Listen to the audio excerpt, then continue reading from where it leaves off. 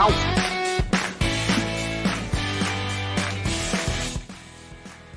Good morning, everybody. Keith Angle here for TGI Sports Talks Sunday Stream of Consciousness. How's everybody doing today? Certainly want to wish a happy Mother's Day to all those mothers out there. Happy Mother's Day to my mom in heaven. Happy Mother's Day to my wife. Happy Mother's Day to my mother-in-law, my sister-in-laws. I could go on forever. But happy Mother's Day. If you're a mother, enjoy the holiday. You deserve to be honored every day, not just one day. Oh, God. How you guys doing? Great weekend weather-wise here in the Northeast. Hope it is where you are. Busy. I'm running myself ragged. Trying to get so many things done. These shows. Getting this house cleaned up. We got to show it by the end of the month. Hopefully sell it after one open house for lots of money. Listen, guys, I want to bring a couple things here. And listen, and welcome everybody on Northeast Streaming Sports. We're simulcasting, obviously, on Let's Talk Sports. Catch us on Facebook, YouTube, Twitter. Please like and share the show. Get it out there so your friends can see it. We have had lots of new participants in the last few weeks, and it's been about last few weeks, months. Good morning, CA. Good to have you with us. Lots of great participants, new participants, including our older participants as well. So please like and share the show. Get it to your friends. Follow the page. Share the shows on your page. If you just take the show and share it to your page, we will grow exponentially. We stalled a little bit as we head towards 2,000 viewers, but we're getting followers, I should say. But we're getting close. We add 20, 25 a month. We're going to get into a lot of stuff today. And listen, I want you to make sure you get out and watch the Delvin Williams interview. And I'm going to talk about it before we jump into some of the stories of the day. I want you to check it out. It's a very interesting interview. You can catch it on my Facebook page. I'll reshare it live. Well, live, plausibly live. Maybe after the show, I'll reshare it so it's further up on the page. It was a very insightful interview, and we're going to talk more about his situation this morning as we wait for Jim Biringer to come in. We'll have Jim Biringer in at 9 o'clock live to talk NHL. Playoffs and some coaching moves and some potential moves, disappointments. We'll talk some Major League Baseball. Obviously, the Yankees have now won a couple in a row from the Rays. Nice comeback yesterday. Ridiculous job by the league or the teams, whoever you want to blame, for yesterday's Met game. Terrible mistreatment of the fans in my mind. We'll talk NFL, a little bit about the schedules, maybe. It's a little overblown, but we'll talk about it a bit. We'll talk about Tom Brady coming back to New England to be honored and what might happen that night. We'll get into the NBA playoffs just a bit. Talk about the Knicks flame out the other night and some things that might happen after that. And I think in this first half hour, Jim will be on at 9. I think I'm going to talk a little bit about the Delvin Williams situation in the NFL and who's complicit in this problem. And I'll give you a little idea of his situation. Good morning, Rick Sherlock. And I did miss some good boxing last night. I can't. That's unfortunate. I just don't have time to get out. We went out for a little dinner last night, but I have no energy to do anything. I've got time because I work all week, 55, and I'm traveling 3 days this week for work. I got workshops the following work week, and I've got my weekends, Saturday and Sunday. Got to do these shows, and then I'm working around this house, getting it ready to list. We've got a June 30th date. We're going to move. Hopefully, we'll have the closing on our new place early in June.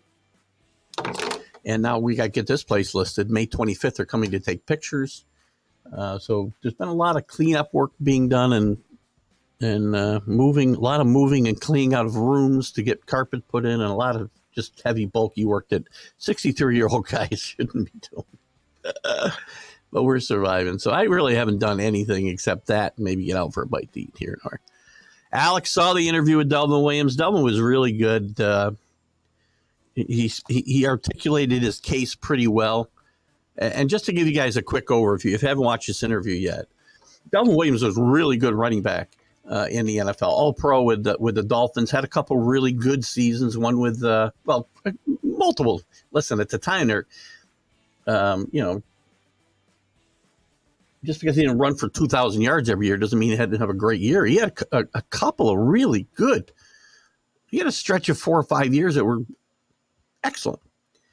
But Delvin acquired, like all football players do, numerous injuries through his career. Broke his wrist. He showed me where he had I think he might have said 8 surgeries on one wrist.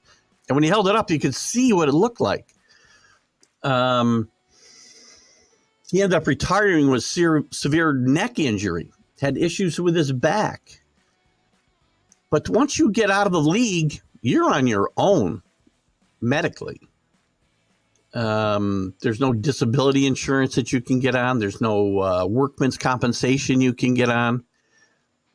He had to go in and pay Cobra for stuff that he did have done. He had 22 surgeries during and after his career. And he's been battling the NFL basically for 40 years. 40 years. What amounts to $160,000. Now it's probably more.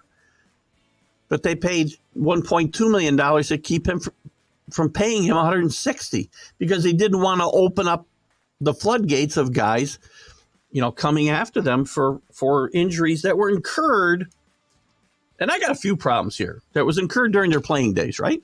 I got a few problems here. I got a problem with the league turning their back on players who, this is a multi-billion-dollar corporation, guys. Multi-billion-dollar corporation. Turning their back on players who got them to this point. That's number one. Number two, I have a problem with the NFL Players Association, who should be taking care of these guys, and they are not. Gene Upshaw, the late Gene Upshaw, rest in peace, told Delvin Williams, I don't represent you when he retired. I represent active players. Well, that's a bunch of BS. These guys pay their dues.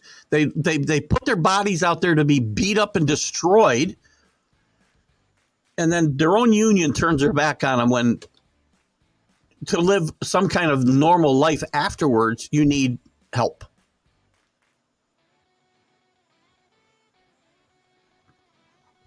And lastly, well, maybe not lastly, but the last one I can think of at the moment, I have a problem with the players of today. The players of today. Delvin gave me a quote that Drew Brees had said.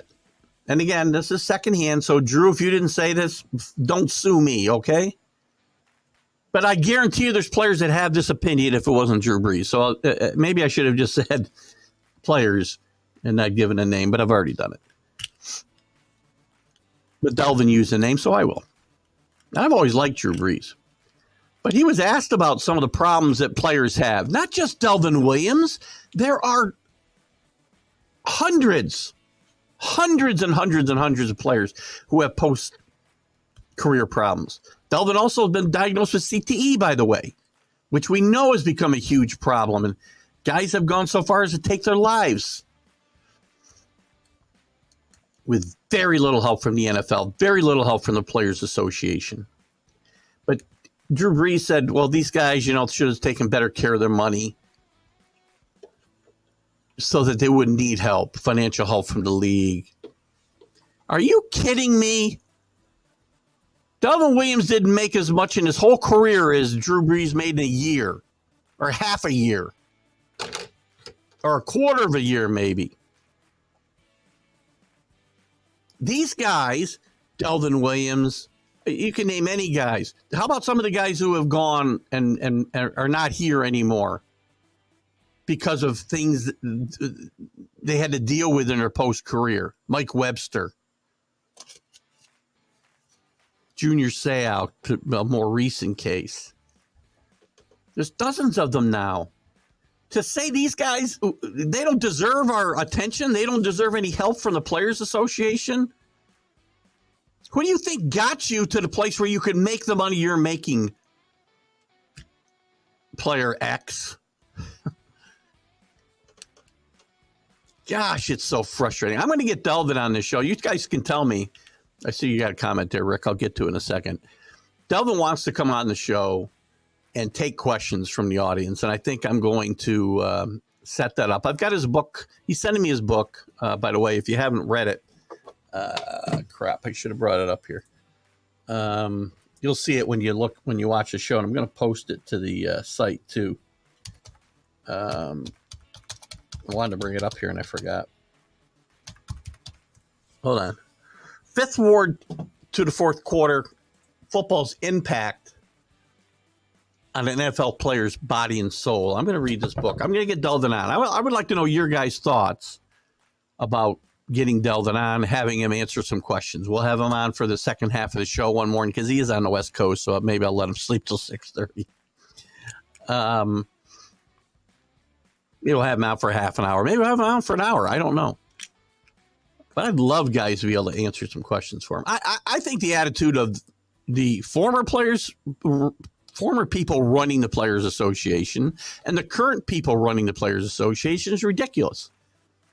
Now, Delvin is making some headway. He did just win some case. He sent me a bunch of court papers and stuff too for me to look at, and we'll get into this. I'm not going to let this situation drop. Believe me. You will be hearing me rail on this for quite some time. The situation really has me worked up. Any league that turns its back on the players that help build them, I'm not telling you Delvin Williams turned the NFL into a multi-billion-dollar corporation, but the players like Delvin Williams did.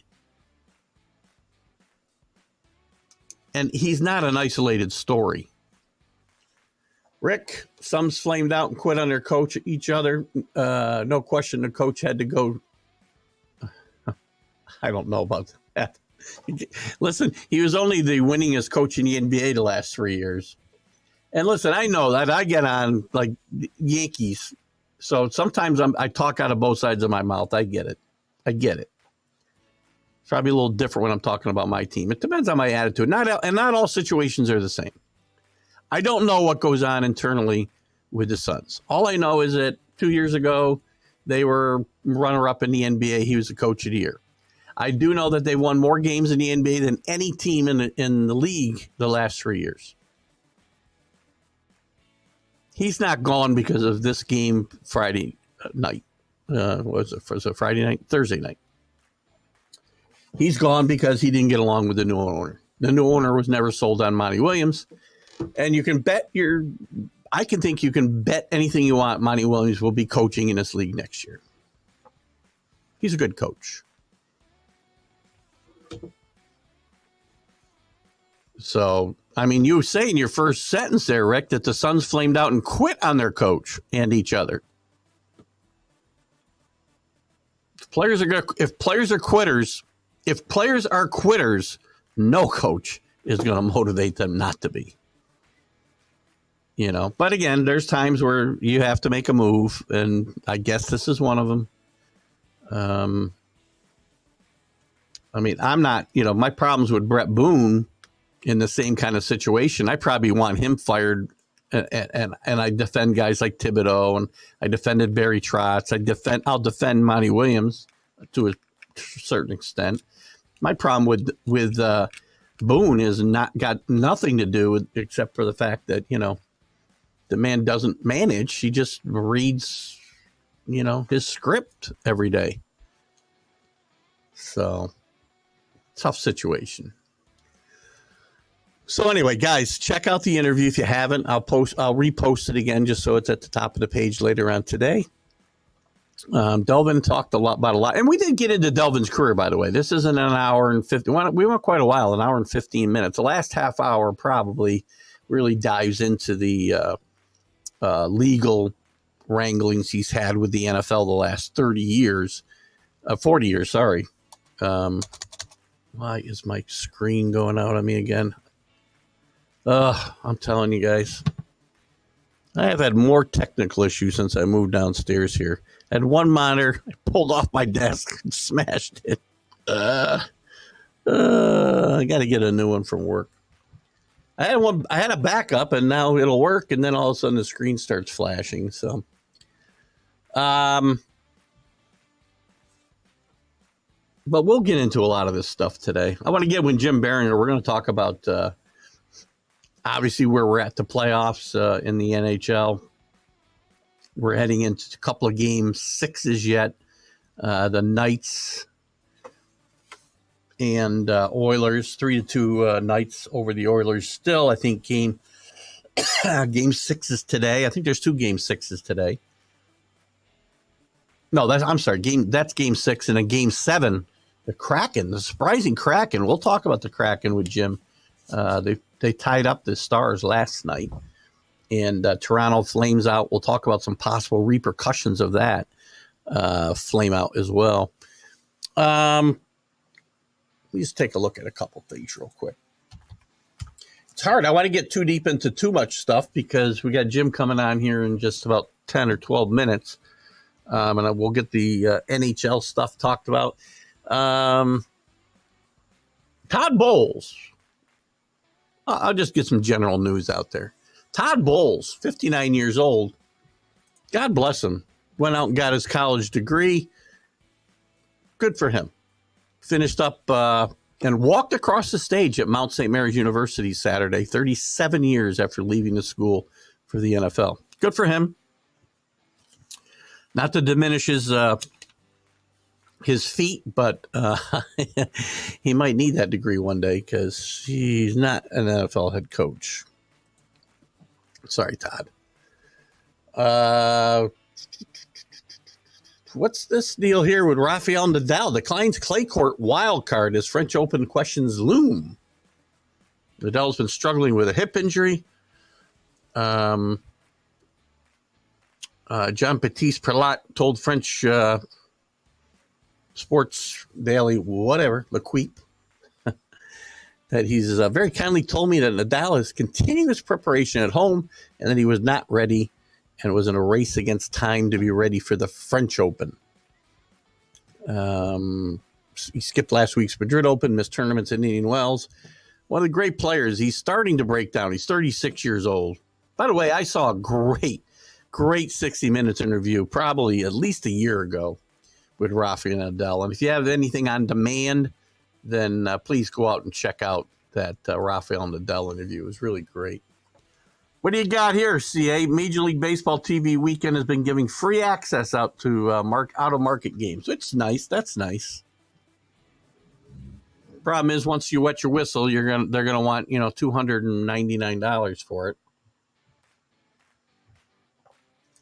There's areas in this country. My brother lives in Utah.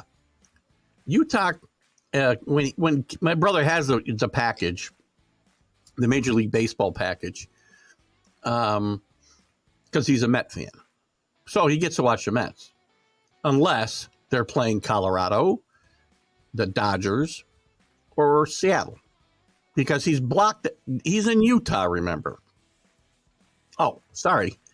Both Los Angeles teams, both San Francisco, both the Bay Area teams. So the Dodgers, the Angels, the Giants, the A's, the Rockies, and Seattle. So he has the package, but if the Mets play those 6 teams, he cannot watch the games because they're blacked out. The blackout rules in sports have gotten ridiculous. I understood why they mattered when they put them in, like in the 70s.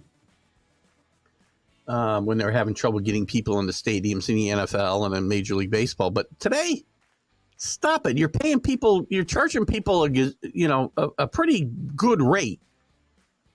You don't need to black out games. 6 home markets for Utah? Seems kind of stupid, doesn't it? Uh, what do we got here? Big Game 7. We'll talk a little about that. Big Game 7. There's nothing better in sports than Game 7s. I probably talked about it here last week. Nothing better. I love the Super Bowl. Don't get me wrong. There's nothing better than Game 7s in hockey, and basketball, and baseball. We got a Game 7 today as the Celtics forced Game 7 by winning Thursday night in Philadelphia, and surviving a 5 for 21. If you told me that Tatum would go 5 for 21 and they'd win the game, I would have told you were nuts. So they'll force Game 7 today, so that should be some fun. Don't know how much we'll get to see. The Red Sox and Jansen blow a lead yesterday, and Chris Sale probably pitched his best game in years yesterday. So maybe we'll talk a little bit more about that. What else is going on? I'm trying to kill 8 more minutes without getting into anything too deep. Well, let's get into the NHL a little bit. See what we're going to talk about with Mr. Biringer here this morning. Has he got any articles out? Yeah, his Devils. By the way, his Devils go out in 4 games too the other night, so that's a little tough for him. I'm sure he's a little bit down about that. We'll talk a little about that, but I want to get into some of the other stuff. And here we got some. This is good. I'm glad I brought up what I brought up about Nadal, because we don't talk enough on this show. And Kenny Gifford always gets me. It's only a 2-hour show, and we dive into a lot of stuff with the major sports, and I don't get into enough stuff. So I'm glad we talked about that. Best tennis player ever on clay, definitely. Nadal for sure. Great player. You know what? He's also, at least the way he was portrayed in this 60 Minutes interview, he's a really, really good guy. And I guess a little different than his on-court persona. And I would recommend it that you watch it. It's a great interview. Pele is definitely the greatest of all time. He overwhelmingly beat Pele. Oh, Pete. I'm like, Pele didn't play tennis. You're talking about Pete Sampras, the greatest of all time? I don't know about that. I really don't know about that. I mean, who was his main competitor when he was playing? Agassi? I'm not really sure. I mean, when you can go back to an era, and again, it's hard to say that. I would say McEnroe or Connors or Borg. Those guys had to compete against each other every tournament. I don't think Pete had the. And again, I could be wrong because I'm not a huge tennis aficionado, but I remember those days fondly. And I think that. I think one of those guys might be the best, only because. The consistent competition. I mean, you said he only beat more major champs than any other. Who? I don't know. Again, maybe I'm wrong. I don't know who were his major. Let's find out. And I think you're talking about Pete Sampras. If I'm wrong, I don't know another Pete that stands out. Pete Sampras. Well, let's just look at his Andre Agassi record. Because you said overwhelmingly, right? Head-to-head. In Grand Slams, he wins 6-3. I want to see their head-to-head matchups, though. 20-14. Sampras. That's overwhelming, I would say. So I'll give you that one. But who are his other competitors? Maybe I can find it by going to his. Let me just try something here. See what I can get. Professional career. Open. He's a great player. And by the way, I'm not trying to take anything away from Pete Sampras. I just don't think he's the greatest of all time. Rivalries. So here's his biggest competitors. I said Agassi, Patrick Rafter, who I'd forgotten about, but I don't think he compares to the Borg. Connors, McEnroe triumvirate in that time. So that's all they list as his major competitors. I mean, who else was there playing at that time?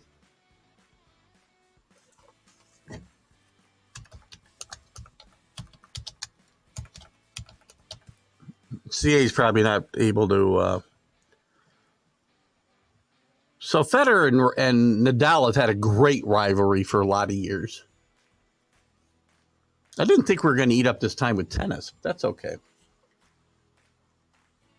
Yeah, see, these guys didn't play along in the same era. I think the era of McEnroe and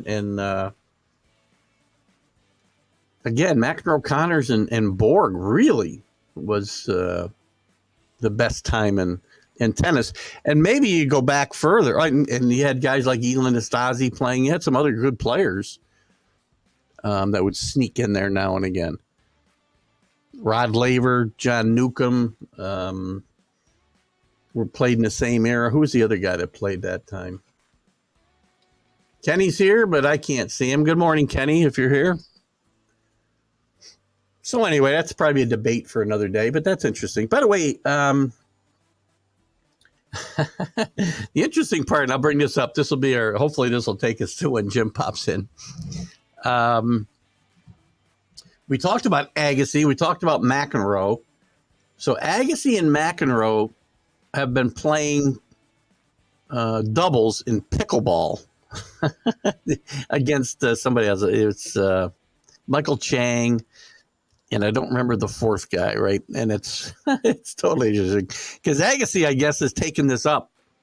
I don't think professionally, but he's a top-notch pickleball player. And this, I've seen some video on Facebook, and it's been kind of interesting stuff for sure.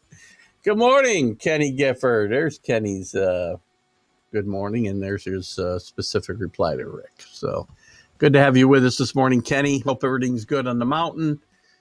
Cool, getting cooler here today. It's only what is it right now? It's can't see my temperature. I think it's like 58 here right now, and it's not going to get up much more than 63, I think. That's too funny. I lost my weather thing there. Well, there it is, 51 right now. Sorry, here in East Greenbush. So it's probably a little chilly in the mountain this morning, Kenny. So again, we're going to have Jim Biringer here in any minute. Get into some hockey.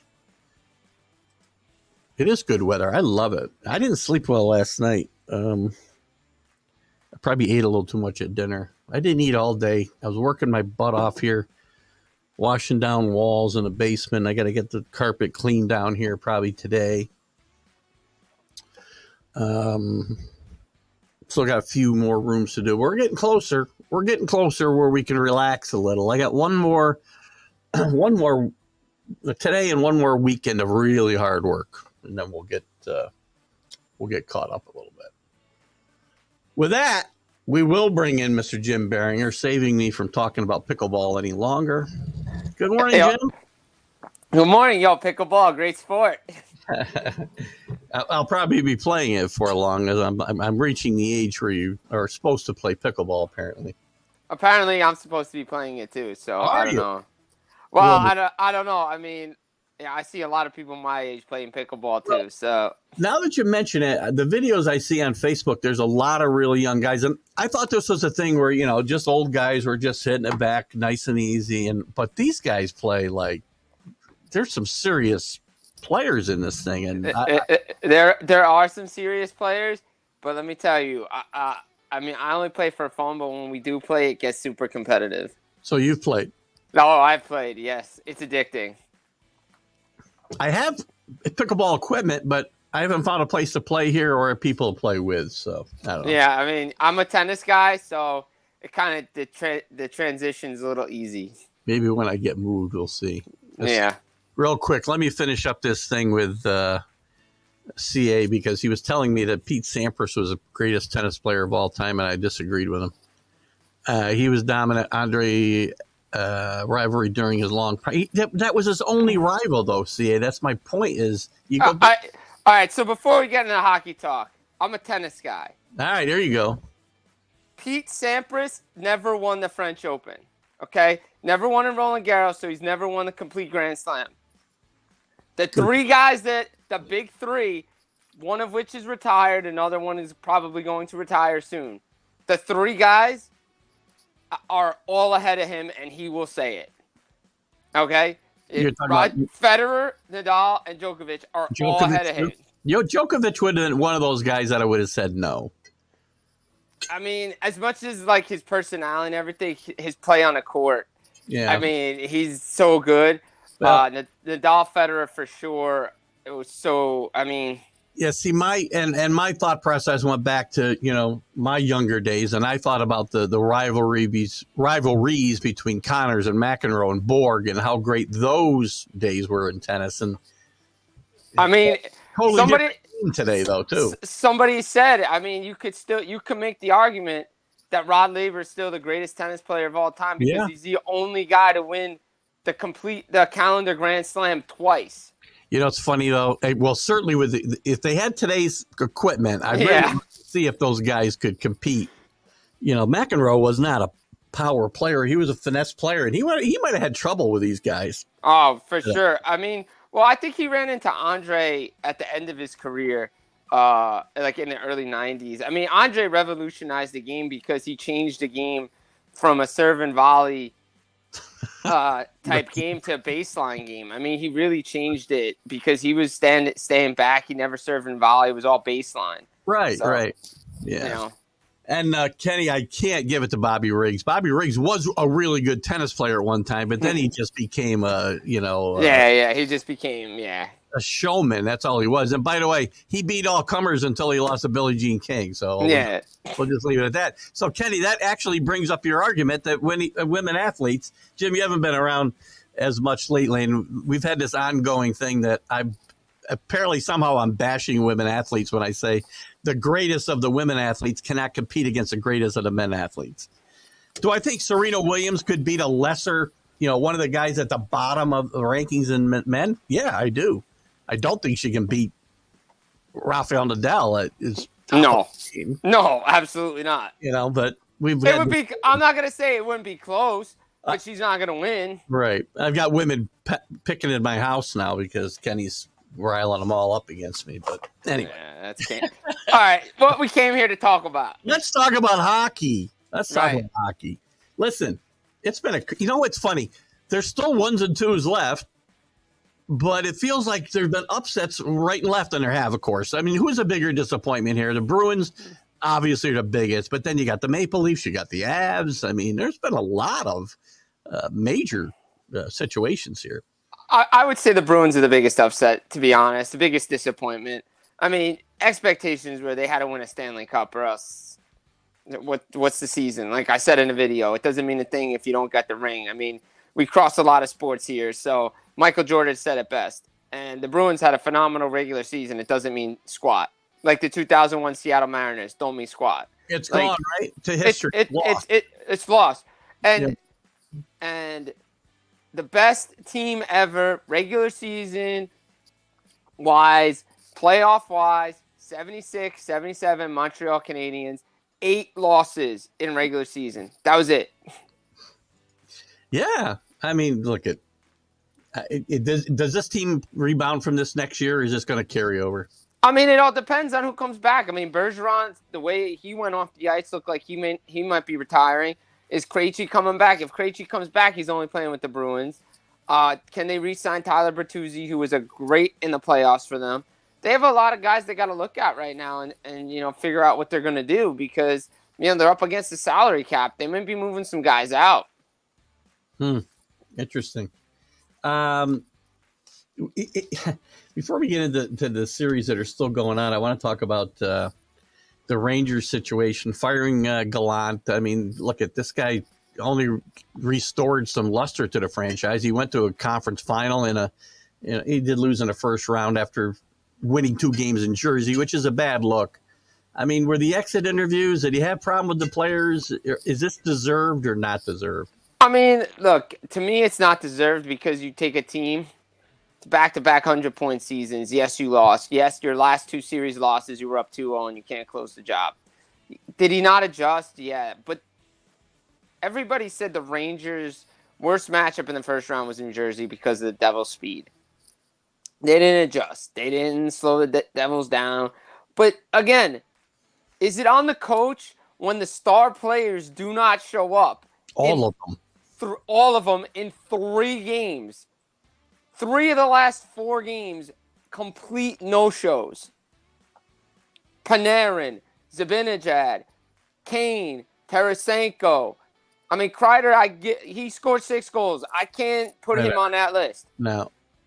But, guys, the top players needed to show up. Yeah. And they did not show up. Shesterkin played great. Okay. But he had no offense. And to me, look, it goes all the way back when we talked about when JD and Jeff Gordon got removed. It was on James Dolan. It is now on James Dolan again and Chris Drury to get this right. Because if this team takes a step backwards next year, which they can, because they also are up against the salary cap and need to re-sign guys, and I don't think they're bringing back Patrick Kane. They're going to try to bring back Tarasenko, but they have questions around their kids with Miller and Lafreniere and Kakko and all these guys. Can they bring the same team back? And they're gonna want to look to add more depth down the middle. And the thing to me is you have to bring in a coach to put the kids in a position to succeed. I'm watching the World Championships right now, and I see Kaapo Kakko playing for Finland. He looks like a completely different player than he did with the New York Rangers. He's playing top 6 minutes. He's on a power play. He's looking like the guy that he was in his draft year. Now, what is it because he's playing with familiar people? He knows the system? Whatever.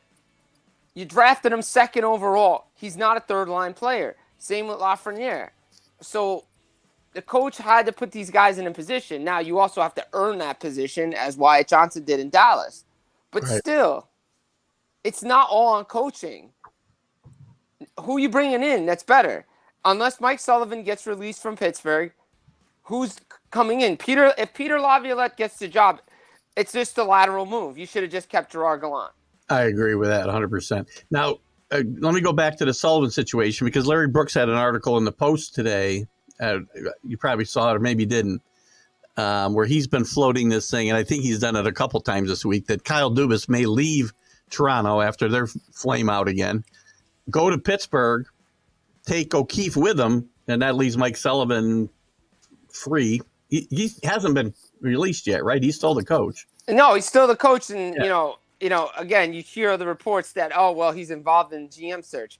Yeah, I mean, he might be involved, but that makes no sense to me either, right? Exactly, because wait a minute, the GM's going to come in to keep you. I understand you just signed an extension, but so did Daryl Sutter, and he got let go. So you see any credence in this scenario that he admits it's a long shot, but then Sullivan obviously makes his way to the Rangers. Look, does Kyle Dubas decide not to return to Toronto? It's a possibility. Does he feel he has unfinished business? Probably. He did his best job this year putting this team together.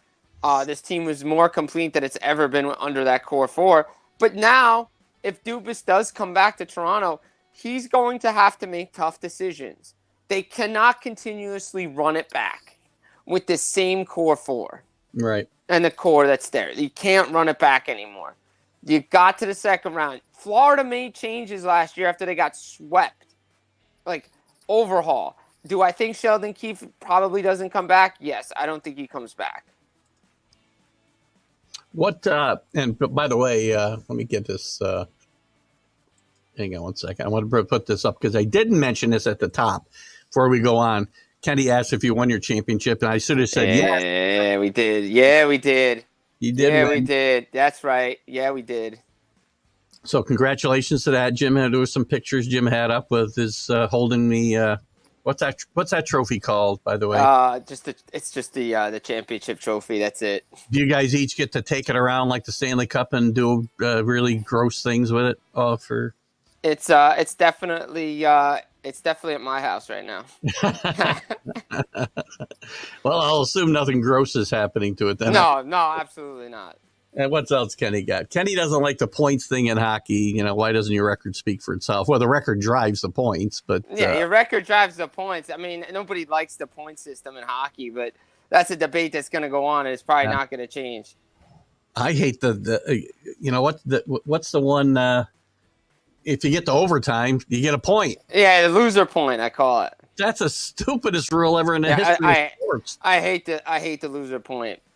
False parity. When I say stupidest rule, that's going a ways with some of the Major League Baseball rules we have. Yeah, well, I don't know. I think that might still be behind the automatic runner on second base. Yeah, you're probably right. I probably overspoke that. Let's look at so we've got 2 series that wrapped up. Florida took your Devils out, sadly, in 4 games, and pretty handily, except for the one game that they won. Yeah. Florida's playing some great hockey. They had to play well at the end of the season just to get in the playoffs. And now they've got some great momentum going after taking out the Bruins. The Bruins and the Maple Leafs. Bruins and Maple Leafs. I said Maple Leafs. Sorry, Maple. The Hurricanes beat my Devils. But look, Florida's playing great. They've been playing playoff type hockey since January. Everybody expected them to take a step back this year. I don't think anybody expected them to win President's Trophy again or be up there. But everybody expected them to be in the playoffs. This is a team we saw last year. All right? This should become no surprise to anybody that this is the team that we saw last year in the playoffs. Sergei Bobrovsky looks like the guy he's supposed to be, $10 million man, right? He's coming in the Bruins series, and he's basically shut the door. He shut the door on, the Bruins top guys. He shut the door on the Maple Leafs top guys. He's made the saves when he needed to make the saves. And Florida's rolling. Matthew Tkachuk, Sam Bennett, Anthony Duclair, Brandon Montour. The list goes on of guys that score goals. Nick Cousins with an overtime series clinching goal. Carter Verhaeghe did it the series before in Game 7. These guys scrap and claw their way to victories. Now, they played the Maple Leafs and the Bruins, two different they played 2 very similar teams that want to, I don't want to say run and gun, but Florida could sit back a little bit more, played a bit more defensive minded. They were patient with the puck. Yeah. It's not going to be the case against Carolina. Well, they have to be very patient. It's a good Carolina team that has probably the best top 6 defense core in the league right now. Their offense is clicking. They shut down the neutral zone on New Jersey. They frustrated the heck out of New Jersey. New Jersey never adjusted, and they paid for it. You saw it in Game 4, 4 goals in a span of 5 minutes and 20 seconds. When Carolina wants to score, they're going to score, and they're going to take advantage of everything. They got great goaltending by Frederik Andersen, who came in the Islander series. Now, what I'm looking for is does Florida's goaltending and defense flip the Hurricanes back to the team we saw in the first round that were only averaging like 2 goals a game? Because the Islanders played good defense and had a good goaltender. Devils, they didn't get the save when they needed to. And young team, the Rangers series hangover in Game 1, but they just didn't adjust enough, and the effort wasn't there like it was in Game 5 to where you could believe that they could beat this Hurricanes team. And going 3-12 in the playoffs in Carolina since 2001 is not a good record. That's not going to win you a lot of series in the playoffs, especially against that team. Look, they're still a young team. The Devils are a year ahead of schedule. You get to the second round of the Stanley Cup playoffs. Guys want more. So it's, it's a tough, bitter pill to swallow, but a very successful season for them. But Carolina, what they're doing offensively, with no Svechnikov, no Teravainen, what they're getting from Jordan Staal, from Natchez, from Kotkaniemi, from Foss, from the list goes on of guys that are scoring goals. Man, you got to be impressed with this Carolina team, and of course, Rod Brindamore. We'll move on in a second. I got a question about the Stars. So let's go to the West, I guess, real quick. We've got a Game 7. Nothing better than Game 7. Absolutely. With a surprising Kraken and the Stars, as the Kraken stay alive with a big win last night. and I think we got a game 6. I don't know why the game's so far behind. Must be the previous series went long. The Golden Knights are up 3-2 against the Oilers. I think did they both play today? Golden Knights and Oilers played later tonight. Okay, cool. Oh, I'm sorry, not both of them. They played last night, obviously, the Kraken. What are your thoughts there? Listen, the Kraken, to me, getting to maybe in a position, because they're playing really good hockey. They haven't won a championship like Vegas did in their first year. This is the second year for the Kraken, but still very impressive movement forward. And they've built this team a lot differently than Vegas built that team when they won. They loaded up with veterans and guys that could get them there quicker. This team did it a little bit differently, but still making a pretty quick ascent, I think. Yeah, I mean, you got to give credit to what Seattle's doing this year, and I think the fact that their offense is a lot different this year too helps. I mean, you add Matty Beniers, a healthy Jaden Schwartz, Andre Burakovsky. You add that kite kid that comes in. They're getting goaltending from Philip Grubauer. But this series is so weird because it seems whoever scores the first goal just runs away with the game. Like Dallas scores this game, it's pretty much runaway city. Seattle, same thing. And we saw that in game 6, though Dallas made it close. Like, Seattle opens the scoring, Dallas responds right away. And you thought that's what they were going to do. Mm-hmm. And then when Seattle made it, 5-2, they made it 5-3 right away. You're like, okay, well, this isn't going to be a blowout. This isn't going to be a runaway. It ends up 6-3. But, Dallas hit so many posts in game 6, especially early and then in the second period and early in periods that if those go in, it's a different game, and maybe Dallas is headed to the Western Conference Final. But give Seattle credit. Strong defense. Last night was the first time you really saw two players really take over, and Tolvanen and Jordan Eberle. Wouldn't Jordan Eberle look great in an Islander sweater right now, considering the offense he's producing? Because the Islanders need offense. But Tolvanen and Eberle each had 3 points. It's like kind of the first time all playoffs where two guys really took over a game for the Kraken, because usually it's just multiple different goal scorers each game. I mean, they have 15 different goal scorers in the first round. One game they had 7 different goal scorers. It's, what Seattle's doing last year, nobody really expected them to make the playoffs, but the fact of what they're doing this year is like Vegas in their first year. And it's like the us against the world mentality. And the team is, they're just embracing it.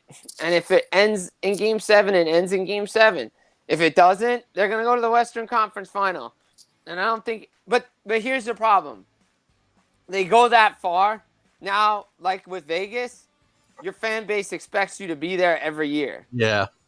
And that's really high expectations when you haven't, yes, they lost the first year, but they haven't gone through those growing pains of an expansion team. Yeah, it's different. It's funny. You don't see these types of leaps forward in baseball or football with expansion teams. So it's interesting in hockey. We've had it now twice in a just whatever half a decade, right? So yeah, but the rules in the NHL now for expansion teams are a lot different than they were back in the day. Yeah, like way different. Like when Minnesota and Nashville and Columbus came in, the rules were way different. And so CA wants to see a Panthers Stars matchup. What? First of all, what are you predicting? And second of all, what do the TV people want to see as far as exposure?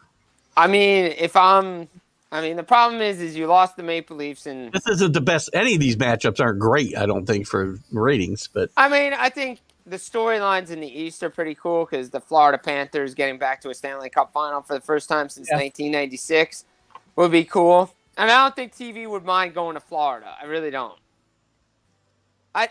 If I had to choose, I think they would want Vegas, Florida. Interesting, yeah. Just because you have the Strip, you have the beach. From a fan standpoint, I don't care about the East. Anybody can go. I want the Oilers to get there because now how many decades are we without the Canadian? 1993. We talked about this. So it's 30 years now without a victory, Stanley Cup victory for a Canadian hot franchise. Yeah. That's amazing to me. And I think it would be good for the sport if a Canadian team actually won that Stanley Cup here sometime in the near future. I mean, look, there was a chance that you could have had an all-Canadian matchup, but, Toronto's got to go out in 5 games to Florida and not show up for a couple of games. City of Seattle taking it tough here with CA and Kenny. I don't think everybody in the stadium is drug addicted, but no, I don't think so.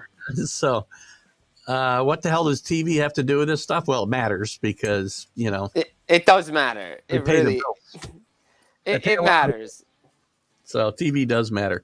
What else? So, who's going to win it in your mind? Who will win it in your mind, Jim? Man, I would like to see Edmonton. I think Edmonton has a really good shot to win this thing. They got to get defense and goaltending. Yeah. It's like we've been talking about that for a decade with the Oilers, too. And in Game 6, they need Stuart Skinner to show up and play. If he's going to play like he did in Game 5, then the Oilers are going home.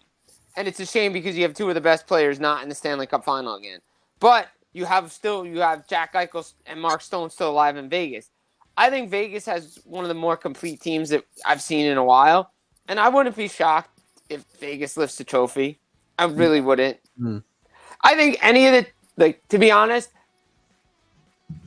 Carolina has a really good shot too, just because they have such a complete team. But any of these teams can really do it. It's so wide open this year. What, without a rooting interest anymore, I'm going to root for the Oilers because I just want to see my Canadian neighbors, hoist the trophy one more time. What else is going on around the league we should know about? What's the deal? And now the name's escaping me. There was an injury.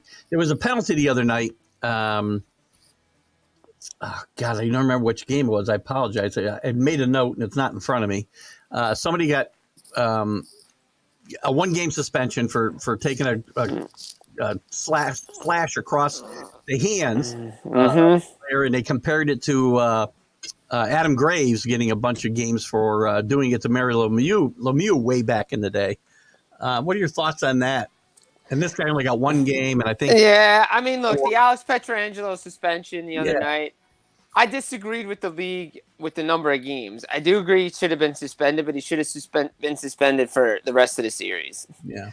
And whether the rest of the series lasted 2 games, the rest of the series lasted 3 games, the rest of the series, it's the rest of the series because it's intent to injure. It's not a hockey play. Dry side of the puck is long gone.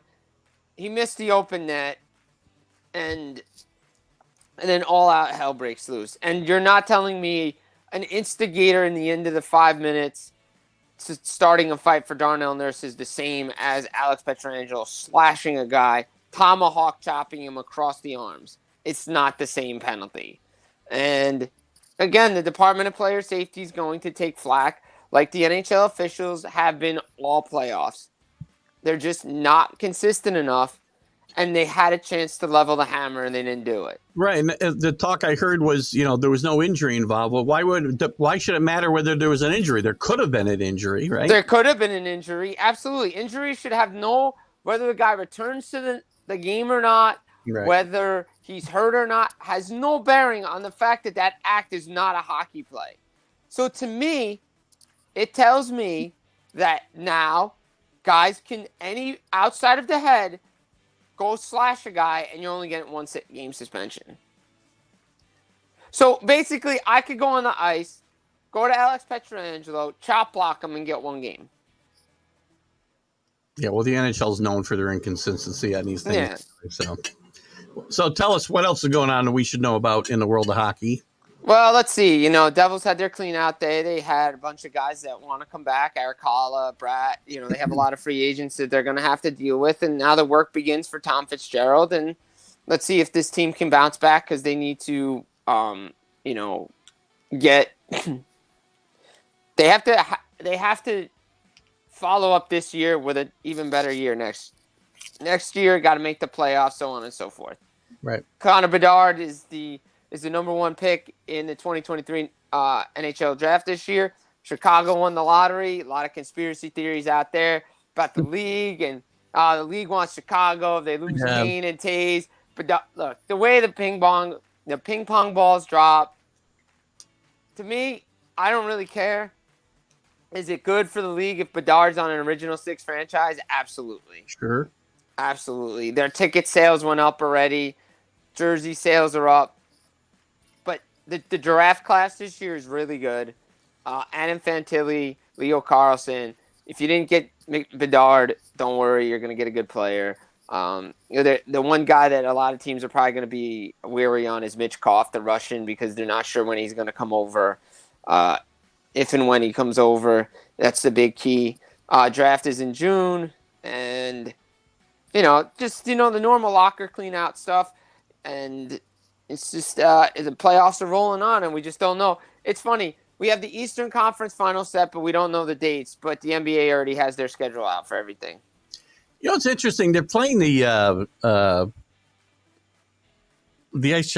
world. Good grief! The Hockey World tournament's being played at the same time as the Stanley Cup tournament. You'd think they would schedule this a little bit differently. U.S. off to a great start, beating the defending champion Finland. When do you think they would schedule this? Maybe a few weeks later or earlier? This is when it always is. It's never going to change. Never going to change. The IIHF schedules it every year at that time. It's never going to change. And you know what? Good for USA, because Finland's a good team. Yeah. And they beat up on Hungary today, 2-0 to start the tournament. They're playing well. Oh, by the way, David Quinn's the head coach, former Ranger coach. Yeah. By the way, yeah, he's doing a good job there. This is a place for guys that want to continue playing, or also want to just show that they can play hockey, and that stuff can carry over into next year. If you ended on a bad note, you go over to the Worlds, you still are playing hockey, you have a good tournament, that's going to carry over into your off season and into next year. Excellent. Well, we still got a lot of hockey left, Jim. We'll have you in here if you're available to carry us through the semis and the finals, or I guess finals and league finals, I guess is a better term. Yeah, the conference final and the Stanley Cup final. And we'll probably have some coaching news as we go through here the next month as well, I would think. So I would think so. It'd be very interesting. Barry, you know what I said? It's too bad Barry Trotz signed somewhere, because I think to make Carlos's head explode, I would like to have seen Barry Trotz sign as the next Ranger coach. Well, I will say this before I go. If the Islanders are really going to run it back with Lamoriello and Lambert, they better upgrade their offense. Yeah, agreed. Jim, thanks for coming in today. Congratulations again on your victory last week, and we're glad to have you back in the saddle with us live. Absolutely. It was a great day to be here, talk some hockey. Hope everybody enjoys the day. Excellent. Have a great day. Happy Mother's Day to your mom. Happy Mother's Day to all the moms out there. All right, bye-bye. Bye. All right, guys, I got to do one quick thing, and I'm going to take a quick break and be right back. I promise you, it will not be more than a minute or two. I will be right back. I just got an urgent little thing I got to do, and I'll be right back. Don't go away.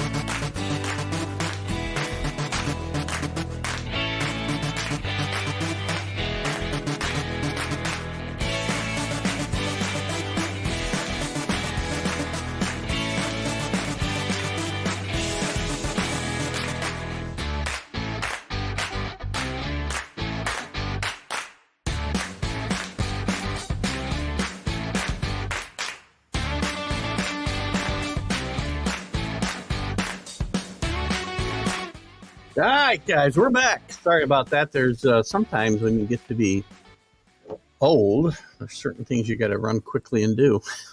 I'll leave it at that.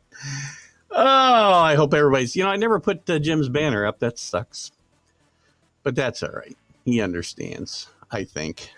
Great job by Jim Biringer, right? Great to have him back talking all things hockey. And we're going to get to a lot more conversation with Jim as we go forward here deeper into the Stanley Cup playoffs. We're already very deep into it, obviously. So I'm glad you guys were able to be here and obviously, as you always do, contribute in a great way. Can't seem to get my banners together here. That's what I'm kind of stretching for. My mouse don't want to work. Nothing's working right in my studio these days. We bounce. Oh, man. Let's jump into some Major League Baseball news, guys. Where are we? Did I miss any comments here? I'll go back to your... We'll backtrack 1 second. I'm not going to talk much more tennis today, but Pete is a humble man, like all the greatest. Well, not all the greatest are humble, no. Again, he put to bed a list of champions that the other three couldn't. I still don't agree. I see two guys he played, Patrick Rafter and Agassi. But it is what it is. That's why we're here. We get to, agree to disagree. And again, yes, Kenny, thanks to Jim Biringer again for his comments. Great stuff. So let's jump into some Major League Baseball. What's going on around the league? I got to tell you something. Yankees win again, 9-8 yesterday, by the way. Can the Yankees come back here? Yes. They're only 7 games out of first with a great start the Rays have had. The Rays have built a lot of this lead on mediocre or worse competition.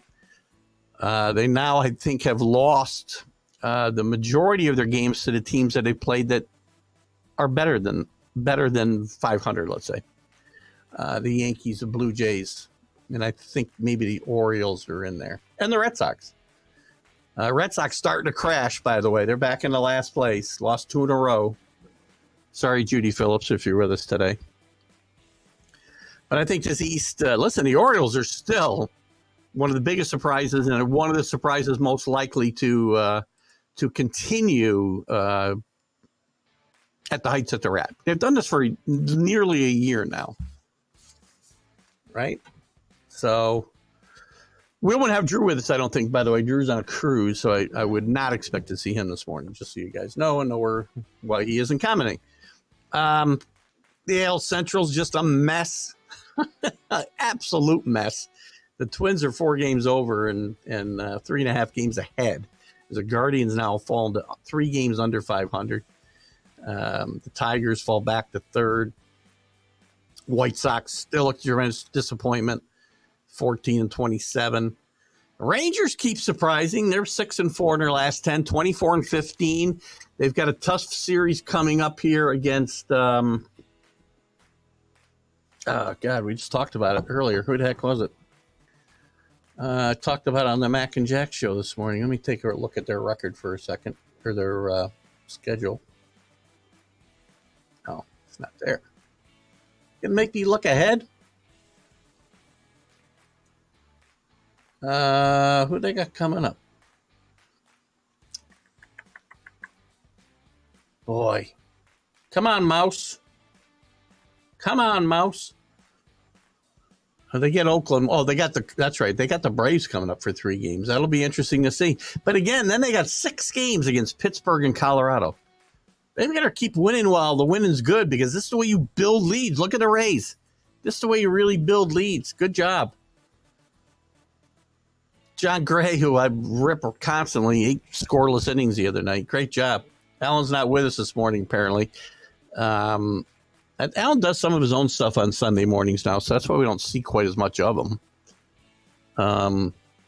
I guess the downside of helping guys get started with their own podcasting is we see less of them on our shows, and Alan's always been a fun contributor to my show, so I do miss his interaction.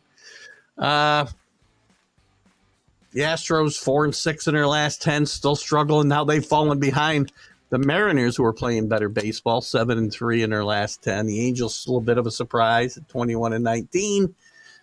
The National League, all of a sudden the Phillies are very streaky, right? Off to a horrible start. Then they had a winning streak. Then they had a losing streak. Now they've won 5 in a row, and again to get to over 500 and move into second place ahead of the Mets, who are under 500, even though they won yesterday. Won their last game Friday night. Sorry. By the way, the Mets, horrible job yesterday by you Mets. You start a game when you know you got crappy weather coming. 4:05, you start the game. You might have even started in the rain. But they knew they had much worse weather coming. 4:43, they put the tarp on the field.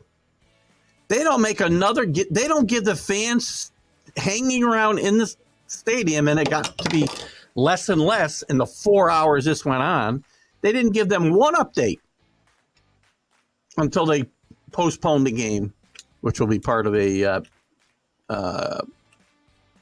dual admission doubleheader today, until 8:38. 4 hours later. And at that point, it hadn't rained for an hour. The tarp was off the field. I saw some pictures of what the ground crew had done. They'd done a great job, and they could have finished this game. Major League Baseball doesn't know how to treat their fans. This stuff goes on all the time. Horrible effort. The Marlins, the streaky Marlins, bit of a surprise still at 19-21. They had gotten back to 500, but they've lost a couple in a row. They're going to be bringing up their number one pitching prospect, I think this week. Or no, I think he started. He started the other night. I think he must have got beat. The Mariners. Good grief. Who else? Central. Brewers. This division is just horrible. And what's going on with the Cardinals? The Brewers lead the division still. The Pirates have now lost 4 more in a row. I told you the Pirates had no staying power. Not that good. Look at the pitching staff they have. Awful. Still hear the music, eh? Sorry, I got a little Canadian thing going on here now. I don't know why. There we go. Cubs, Reds, everybody's under 500. Reds the only team with a record over 500 in the last 10. But the Cardinals, a week ago, say Wilson Contreras will no longer be our catcher. It appears now that Wilson Contreras will be the catcher. You lose leaders, and I said this, I did it on the MLB update, and we talk about leadership on this show all the time, my shows all the time, how important it is.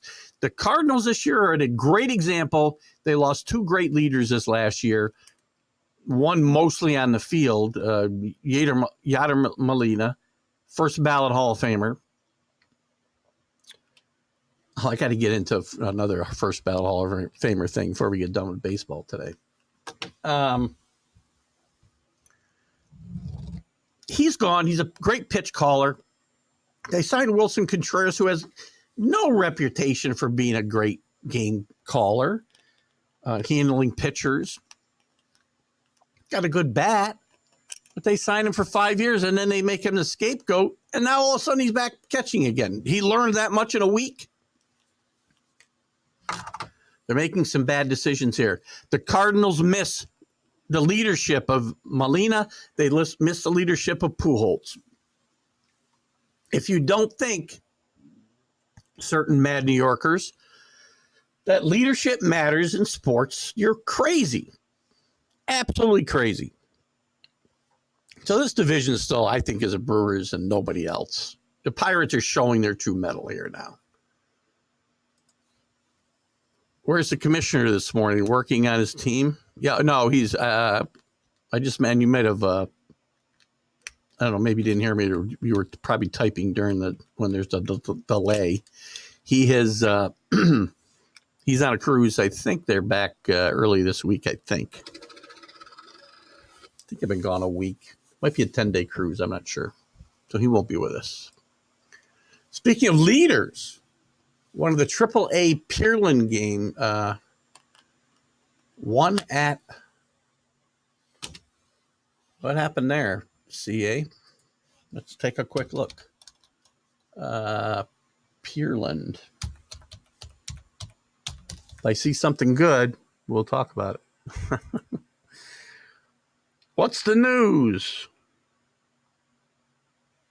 You're going to have to help me out, I guess, because I'm not finding anything right off the bat, and I don't want to spend a bunch of time looking for it if I can't find it. So give us a little update, CA, on what happened in that game. You know me, I like talking about leadership and guys stepping up.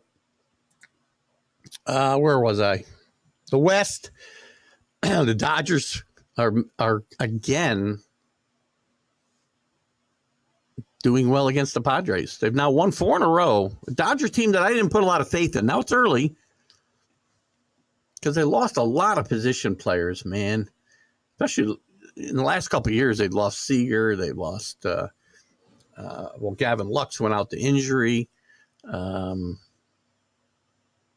lot of guys have moved around. Their pitchers have gotten older. They got a really good pitching staff, but they got injury and age issues on that pitching staff, but they're playing well. And the Diamondbacks in second place. I did call that. They would be better this year. I had them third in division, but with mid-80s, and it still could happen that way. The Padres, have lost 4 in a row. 3 of their last 7, falling 2 games under 500. Chemistry is going to be the problem there, and it appears pitching is a problem there as well. I think when pitchers come available here, and we may see trades sooner than we have seen them in the past, probably not before Memorial Day, as that's when GMs and directors of baseball operations decide what kind of team they have, whether they need to go out and make some deals, whether they need to want to start selling. We'll see what happens. Oh, yes. I wanted to get into that, so thank you. I got your answer. I won't put it up just yet because I do want to get into that. I didn't know where he was doing his rehab. Thank you. Anyway, in the West, Padres, Giants, and Rockies, they're just not going to be factors here. Speaking of leaders, you saw the comment that CI put up. Speaking of leaders, one at AAA, Pearland played a game yesterday. Now I get it. Jose Altuve. And I want to talk about a couple things with Jose Altuve because I'd love to, me, I'd love to sponsor or spark some debate here. And I got into it. I got into some great debates with some guys in some baseball groups this past week. And I'll tell you why. Jose Altuve is a great leader. Space Cowboys. That's an excellent name, by the way. The Peerless Space Cowboys. Excellent name. So the Astros, listen, 20-19, 4 games out of first. They've done it all without Altuve. They've done it with some injuries to some other guys. Garcia going to go out for the year with Tommy John surgery. Altuve's a big spark with this team. He is a leader, as CA said. He'll be very important to this team coming back, and why they'll probably still win this division in my mind. They're only 4 games out of first place, as well as the Rangers have played. I see the Rangers coming back to earth, and I do see the Mariners and the Astros both passing them at some point. Jose Altuve obviously is a very polarizing figure in baseball. In general, a question was posed. Let me see what we got here. That movie had a few moments. Space Cowboys did have a few moments, yes. Great cast. Better cast than it was a movie, but a great cast. If I can remember, Clint Eastwood. See how close I get here, CA. Clint Eastwood, James Garner, Tommy Lee Jones. So the ones I can remember. Was that it? Am I close? Anyway, it had better cast than it was a movie. Back to Jose Altuve. One of the groups I belong to, the baseball groups, I don't remember, and they allowed me to share all my content. So This is not a disparaging mark. Listen, and again, this is a matter of opinion, right? It was posted. There was a post, and this is kind of what they do in this group a lot. They'll show a picture of a player and say, what's the first thing that comes to your mind when you think of this player? Well, Jose Altuve came up. And obviously 95% of the comments were cheater. Should be banned from baseball. I said first ballot Hall of Famer. Man, did I get ripped.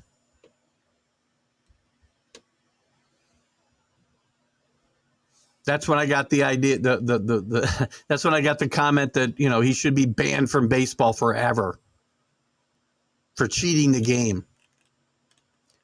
The Astros did nothing different than teams have been doing for 150 years. They just did it with more technology.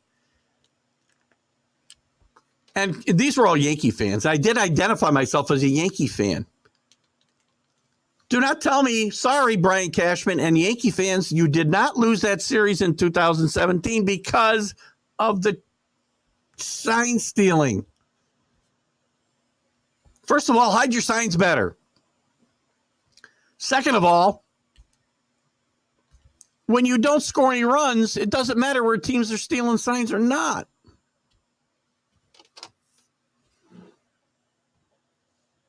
Yankees didn't hit elite pitching then. They don't hit elite pitching now. So stop with the whole, we should ban these guys forever. This isn't the 1919 Black Sox who threw the World Series. This isn't Pete Rose who bet against his own team, or at least on his own team, probably against them. This isn't steroid users who are this. That's a worse aggression than this, because this is something people have been doing for 150 years. We've had guys in the. Ralph Branca will go to his grave saying the Giants were stealing his signs from the center field bleachers with binoculars, which, by the way, was probably pretty high tech for then. A walkie-talkie and a set of binoculars to the dugout. Don't think he had access to buzzers. If they did, they probably would have been using them. I'm so tired of this controversy, and I got into it with these guys who tell me that I don't know anything about the game. Nothing. Human nature is you try to get every advantage you can get.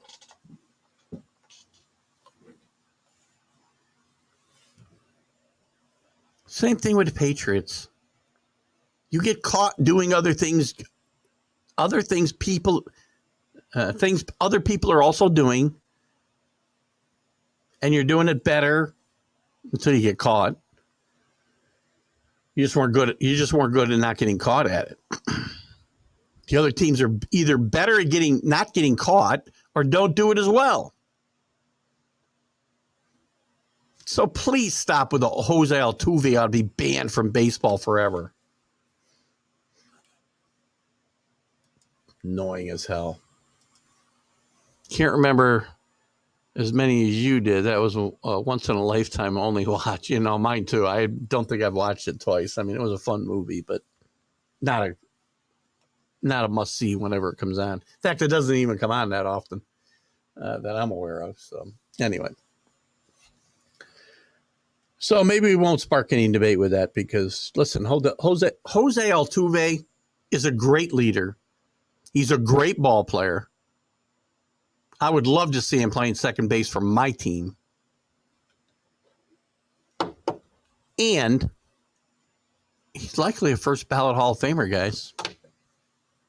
So get used to it. It's going to happen. Now, speaking of this, I want to move on to something else with this if we don't have any comments yet. We can go back if you guys have some. I know there's a delay. The other thing I'm a little bit tired of is this whole Randy Arozarena thing. How about you, when you round the bases, Randy, if I can call you that, Get rid of some of this stuff. I don't need this. How about when you run around the bases?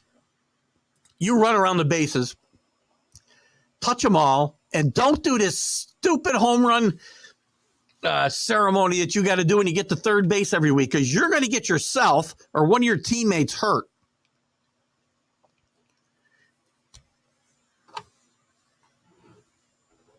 And if I was his teammates, I would say knock it off. Now, I'm not going to tell my pitchers to throw at somebody other than a Rosarina. But this guy, you know what? Dude, you're not Aaron Judge. You're not freaking Henry Aaron. You're not Willie Mays, who, by the way, none of them did any of this crap. You'll get on Sports Center, hit enough home runs, score enough runs, be a good enough ball player. You'll get on Sports Center without doing the nonsense that you do to celebrate your home runs. You're a good ball player. Just stop it. I'm so freaking annoyed with all this. Wish I could find the video. I was looking for it this morning, but I can't find the video. It's just such a joke. Just stop it. Oh, my God. What else is going on around the league? How long before pitchers are going to end up wearing helmets, by the way? Rockies' Ryan Feltner hospitalized for tests after taking a liner to the face. I got to tell you, some pretty ugly uniforms they were wearing yesterday, too, the Rockies. Ugh. But he took a pretty good liner to the face off the bat of Nick Castellanos.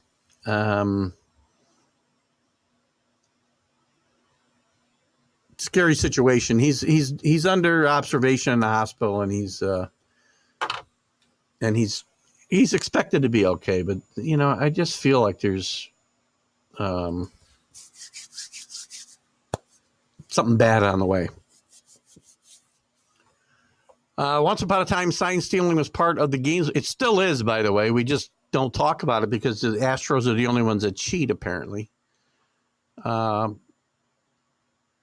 like it's doing, overall technology is causing limits to be defined or showing more the lack of them. I agree. Technology makes it all, you don't have to use technology necessarily to do this type of thing. Again, when they were doing it 70 years ago, 100 years ago, as I said, it was pretty high tech back in the 50s when the Giants supposedly were stealing the Dodgers signs in that 2-game playoff they had for the 54 National League Championship.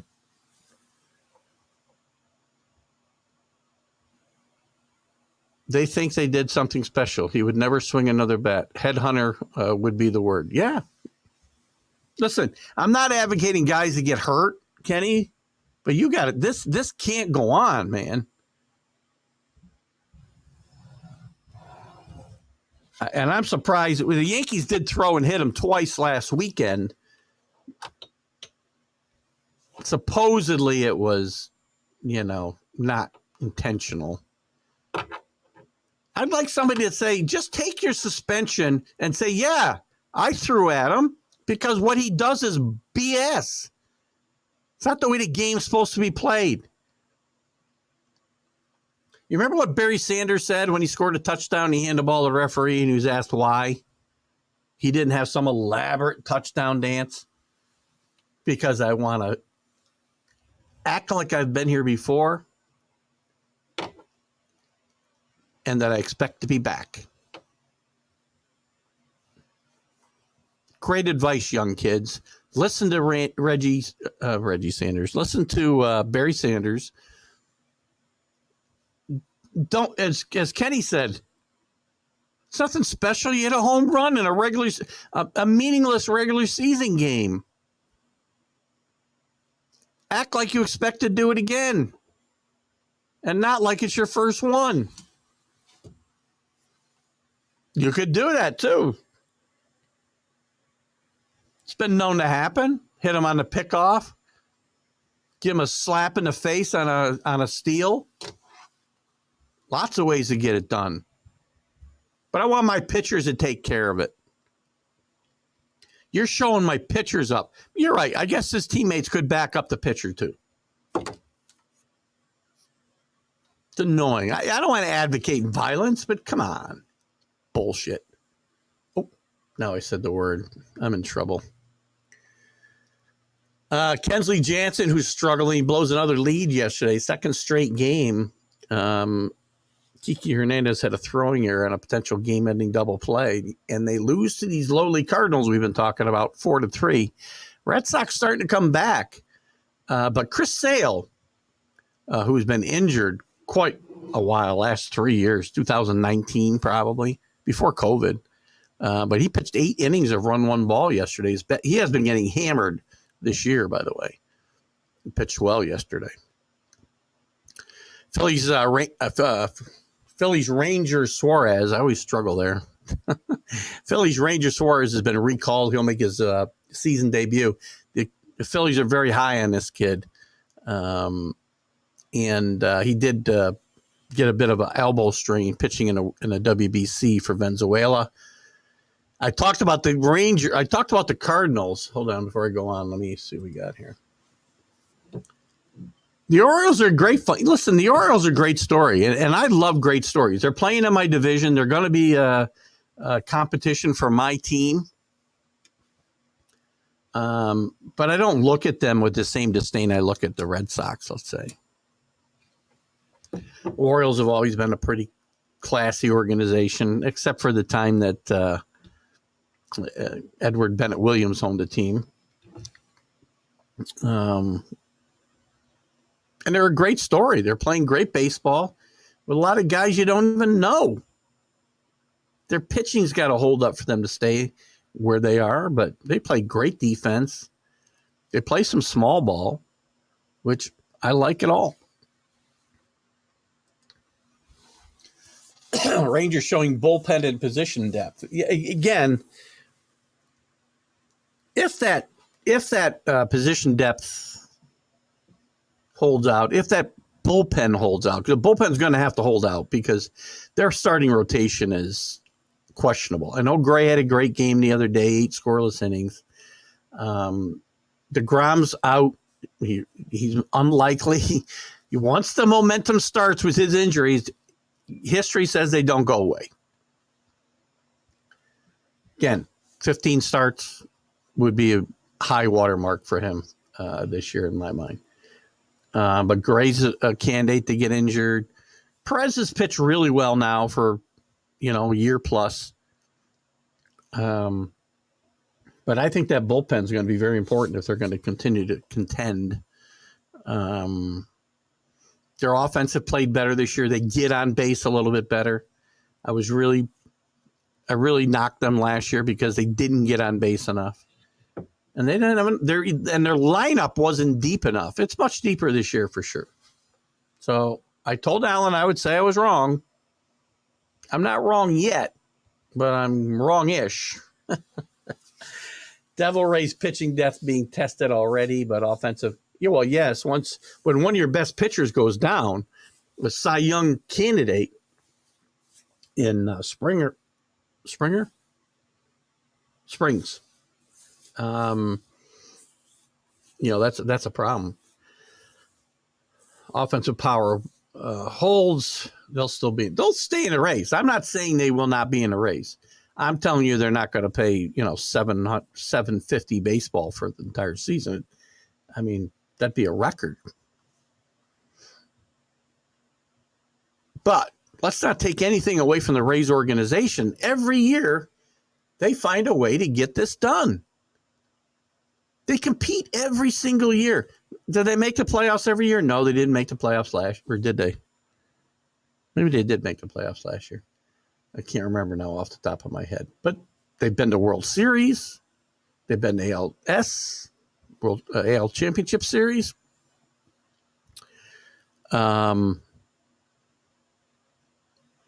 So kudos to the team, the management team running this organization, and kudos to Kevin Cash. Kevin Cash isn't one of my favorite guys because he's very, I don't know, he's got rabbit ears over there in the dugout, and I don't like some of the stuff that he got all over the Yankee pitchers for throwing a Rosarina last week. Shut up, Kevin. He got upset a few years ago with some pitches inside. If you don't want pitches inside, then tell your hitters to get off the plate. Pitchers should be throwing inside. Ridiculous. Allen shows up in time for me to say I'm wrongish. Bullpen's been more of a concern than the starters. Perez has pitched pretty well. No? It was last time I looked. Hang on, let me find my let me go backwards here. Since Allen's here, we'll talk a little bit about his Rangers. I have no problem with that. Oh, let's take a quick look. Overall, Martin Perez, 4.25, 1.61 whip. Yeah, he's been struggling a bit. You're right. 54 hits in 42 innings. He must have had a couple of bad starts recently because last time I looked, he was doing pretty well. Evaldi's been very good. Last time out was awesome. His strike to walk ratio is probably the best in baseball without me looking at everybody else. 56 Ks in 33 innings, only 8 walks. That wins baseball games, people. That wins baseball games. John Gray, as I said, had 8 scoreless the other night. He will get hurt. But after that, how's that Andrew Haney trade working out? Not a fan. David Dunning, who I think you might see in the starting rotation here before long. He started a couple of games. I think Dunning needs to be a starter, unless they need him in the bullpen. But bullpen-wise, I always liked Will Smith's arm. He's got 18 strikeouts in 14 innings, 1.05 whip. His ERA is okay. He doesn't walk in the ballpark like he has in the past. He does have 5 walks in 14 innings. I like Will Smith a lot. I like Leclerc. Ian Kennedy, I believe, got released the other day, right? He has not pitched well. Hearn hasn't pitched well. So those are the guys with really look at the other guys with most innings. Sporbs, he's pitched okay too.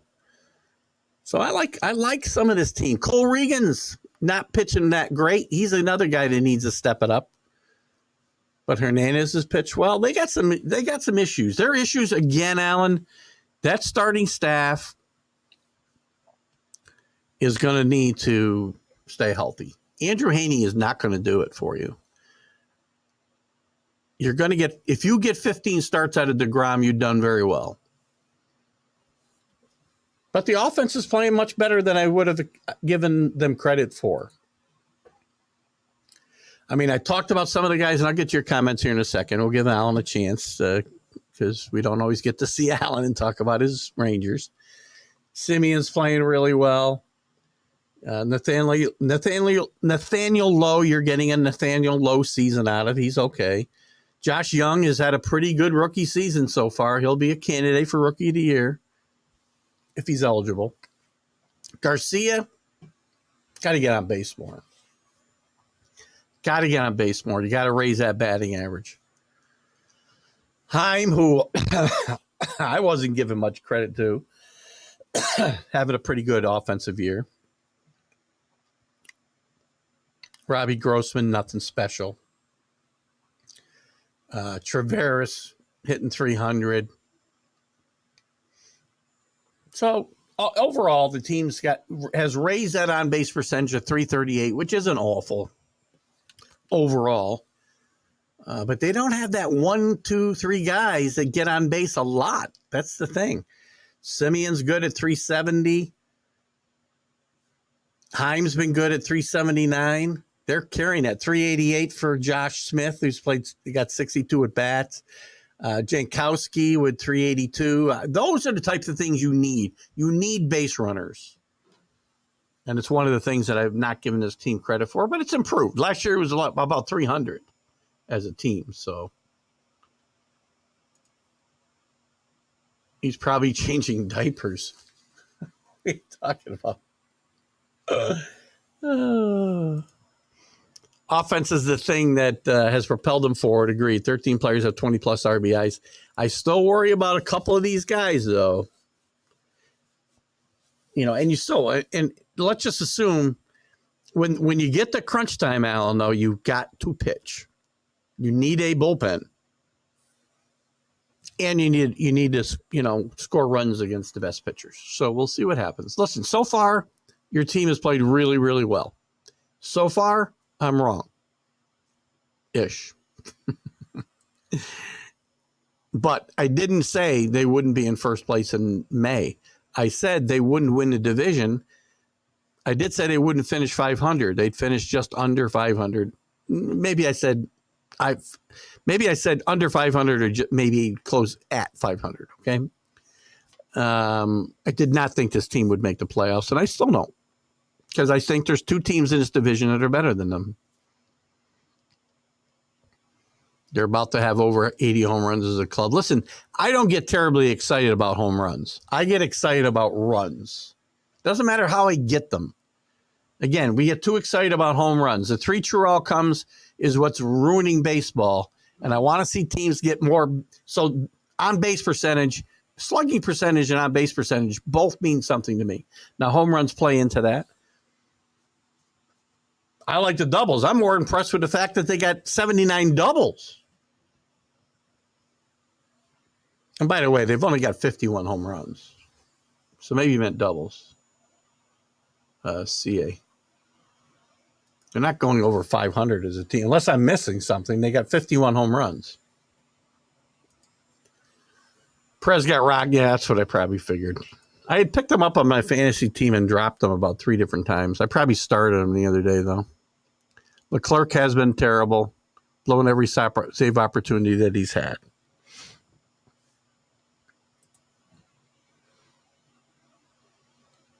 And Will Smith, by the way, has been a good pitcher, though. I think he's the key to that bullpen. Now, you need more than one guy, obviously. Unfortunately, the way the game's played. I'm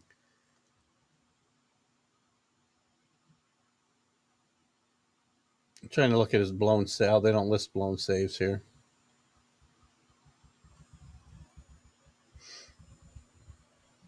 Terrible may not be the word, but again, pitcher's ERA and WHIP or ERA anyway, you have to give a little bit of a question mark to, because if they let somebody else's runners score, they aren't hurt by it.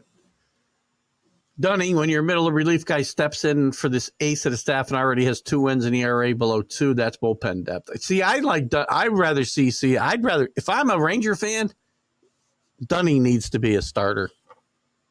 Maybe I'm wrong. And you got a pretty good manager. I mean, I said that in the beginning of the year. If there was one caveat to my prediction they wouldn't do well, it's the fact that they got a Hall of Fame manager in Bruce Bochy. Seager's coming back soon. That'll help the offense more, exactly. Can Smith be a consistent closer for the Rangers? Question mark. Had a lot of really good moments with the Braves. I like Will Smith. And sometimes, and look at, relievers are like, freaking the bipolar coaster. They're good, they're bad, they're good, they're bad. Look, I give you, name me a reliever outside of Mariano Rivera who has just had consistently great years throughout his career. Without a doubt. And I'm talking about in the last 20. I'm not talking about years ago. They all, Craig Kimbrel, good boy. All these guys have some bad years. Oh, Drew changing diapers. No, I don't think the baby's on the cruise with him. That how they count in Oklahoma? That was CA. Oh, about the Rays. Gotcha. Sorry about that, CA. I had my focus on the Rangers at the moment. My apologies. Listen, Raleigh Fingers had a couple bad years too, especially early in his career. And even later with the Padres, once he signed as a free agent, he had a bad year then too. So, and again, that's going back a ways. So I was talking about more recent, because Goose Gossage until later in his career didn't have bad years. But all these guys are. Chapman, who was a great reliever at one time, he would throw a stinker in there every couple of years. Craig Krimble, I cannot say his name. He would have a bad year every now and again.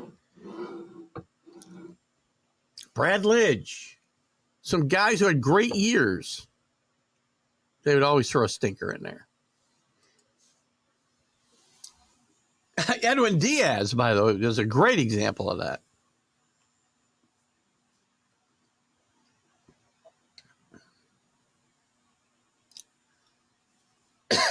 No, losing to the A's and Royals is not good.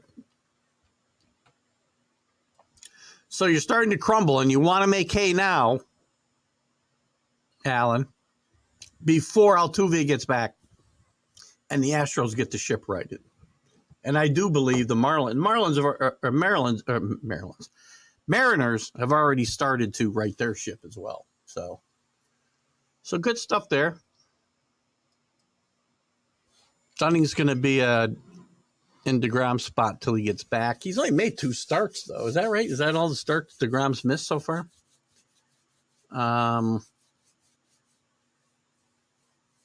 Late season, they're probably bringing up Jack Leader, who's their best pitching prospect. Okay. Dunning's one of my best pitchers. I'd have him in a rotation. Just me. And thank God for Bruce Bochy. He's listen, you got one of the greatest managers in the history of baseball. In my mind. But what do I know? All right, where was I? I was going through some other news here. Well, as I said, Wilson Contreras all of a sudden is back catching every day for the Cardinals. That didn't last long. Oliver Marmol announced Saturday's game against the Red Sox that 31-year-old Contreras would be back behind the plate Monday night. We felt good about the progress we've made. It all lines up really well for him catching Monday. So in less than a week, he learned everything the Cardinals want to do and get out of their catcher. This was just a bad plan by the Cardinals, I can tell you right now. We're going to get into some NFL here in a second. I want to talk about the Knicks, too, for a bit. I might talk about the Knicks before I talk about the NFL. Maybe not. You guys don't like the NBA as much as I do. White Sox place infielder Elvis Andrus on a 10-day IL with an oblique injury. I would say Elvis is probably a key trade bait candidate here as we get towards the deadline. Spencer Turnbull is back with the Tigers, but he's on the IL with 15. Back on the IL with a neck discomfort. The Twins placed Max Kepler on the IL for the second time in 2023. Kepler and Buxton. This Twins team would be really good if these 2 guys could find a way to stay on the field. And let's see. Not interested in that story. Let's move on. It's already 1:15, so let's move on. Let's go to a little bit of NFL news. I mentioned at the top of the show, Todd Bowles at 59 gets his college degree and walked across the stage at St. Mary's. Very impressive. Always happy to see that happen for somebody, and he'll have something to fall back on when he gets fired again. Where in the world is Carlos? I don't know where Carlos is. Kenny's got to get some work done. So do I, by the way. Immediately after the show's over, I'm back to painting and cleaning.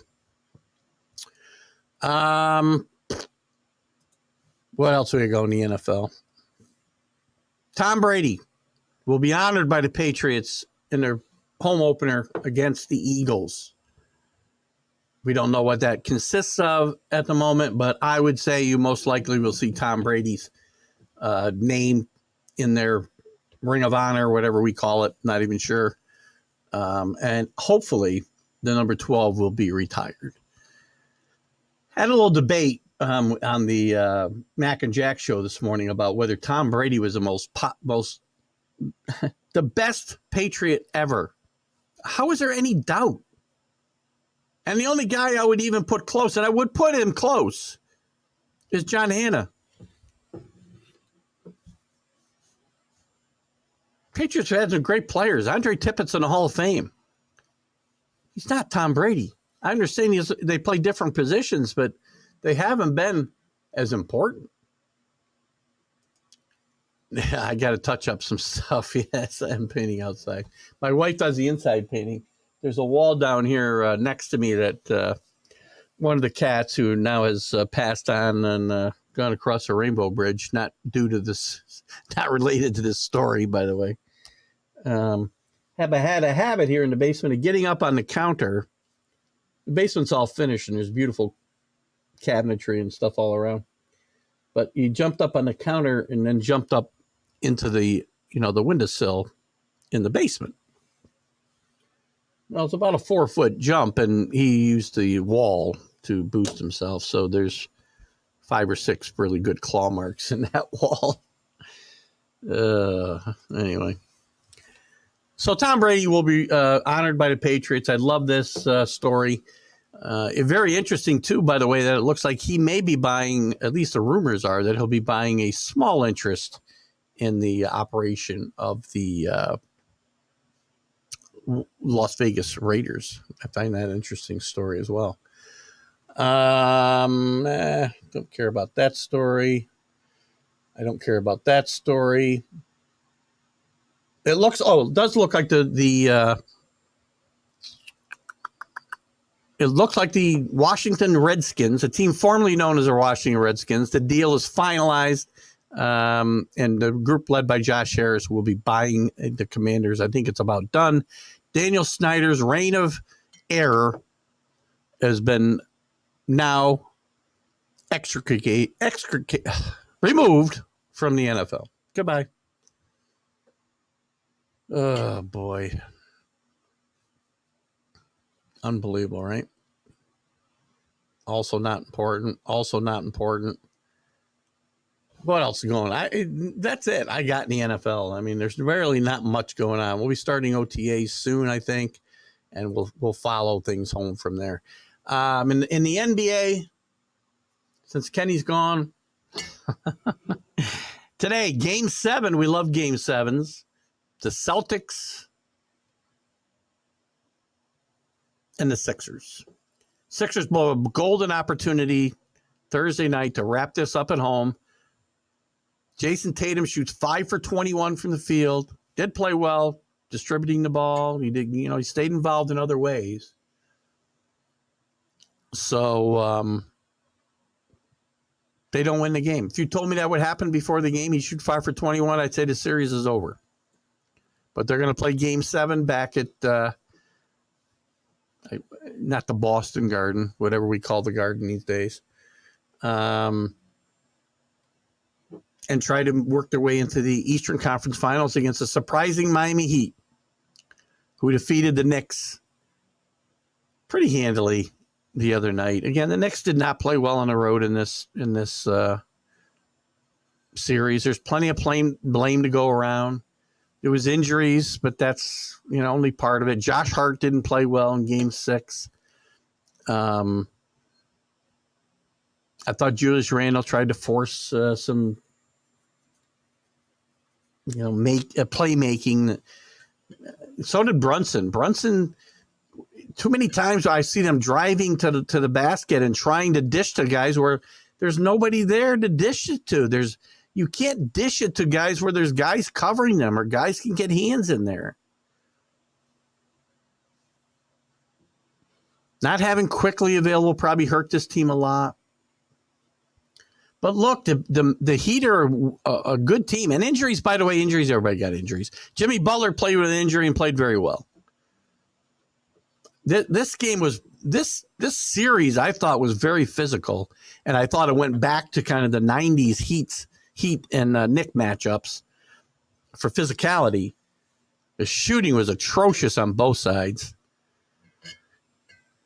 And I didn't think I'd say this, but I read an article in the Post here yesterday by Mike Vaccaro, and I think there's some validity to this. There's a possibility the Knicks might move on from Randall, and it might be a situation like he saw the parallels with, and again, some of you, well, most of you will remember this, to the Knicks trading Walt Bellamy to Detroit for Dave DeBusschere in the 60s. Bellamy was really the star of the team, but they needed to get Willis Reed at center, and they needed to, get better elsewhere. So don't know who he would get traded for or what the best matchup might be, but you could see Julius Randle shopped this year. And you've got Toppin to jump in there, and his defense is still awful. But he had some great moments towards the end of the year. And it's possible that the Knicks will be going in a different direction in this regard. And Barrett may be, not safe anymore either. So, but they've got and they got a decision to make about Josh Hart. Josh Hart's a free agent. So the Knicks have some decisions to make, and we'll see what's gone.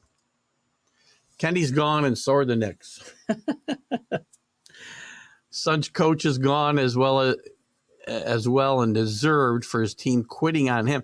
You keep saying it that way, though, Rick. You got to either change your wording or you're wrong. His team quitting on him is not necessarily his fault. Now, you can construe it as if you say the team just quit, well, that's definitely on him. If they quit on him and each other, that's not entirely the coach's fault. And let's remember, this guy didn't become a bad coach overnight. He's won the most games in the league the last 3 years.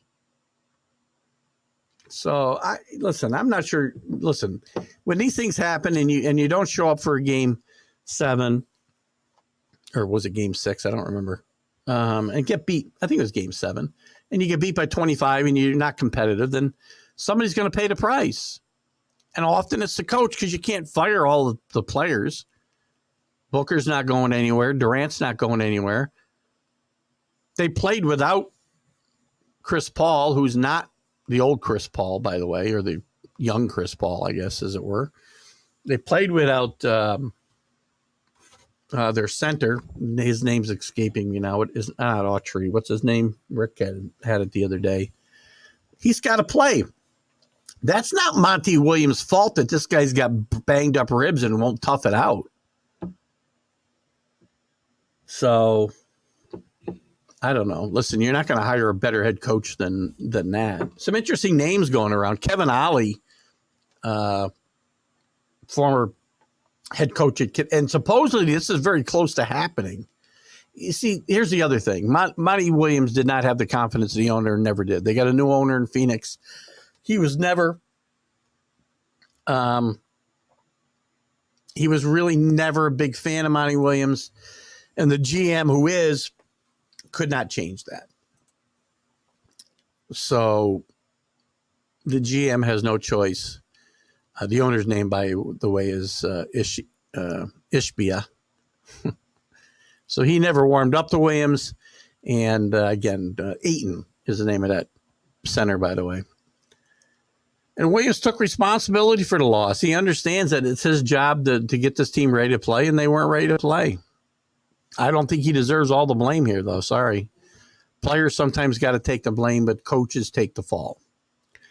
So the coaching, they're going to join a coaching marketplace that includes right now the Raptors, who fired a very successful coach, the Bucks, who fired a very successful coach, and the Pistons, who did not. The Raptors and Bucks searches are wide open. Detroit has narrowed its search to 3 finalists. Actually, Kevin Ollie is the guy who's a finalist there. I misspoke. He's the former Connecticut coach, won a national championship. So he's one of the finalists there.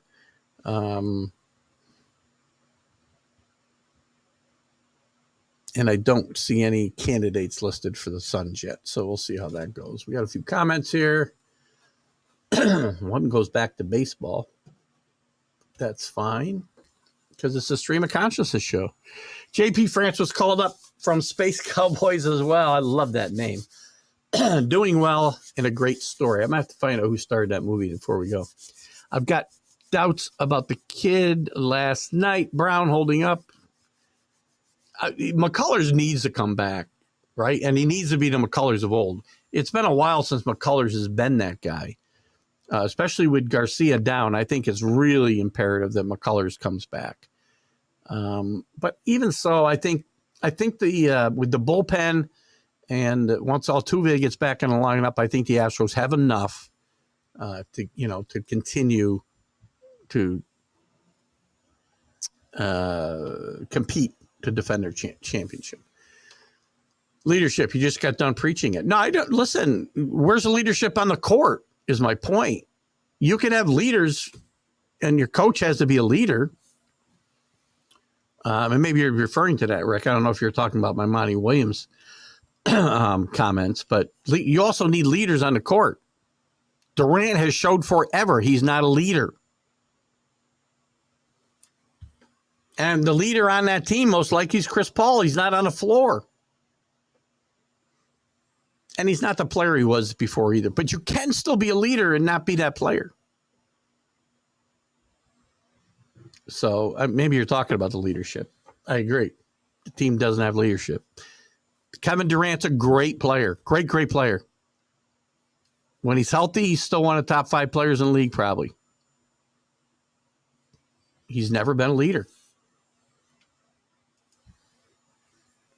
Injuries could affect division race being closer than expected. But injuries always come into play, right? It's a long season in baseball. So let me check out something. I want to check out Space Cowboys. I want to see who started that movie. I want to see if I was right before we wrap it up. Start up some music here.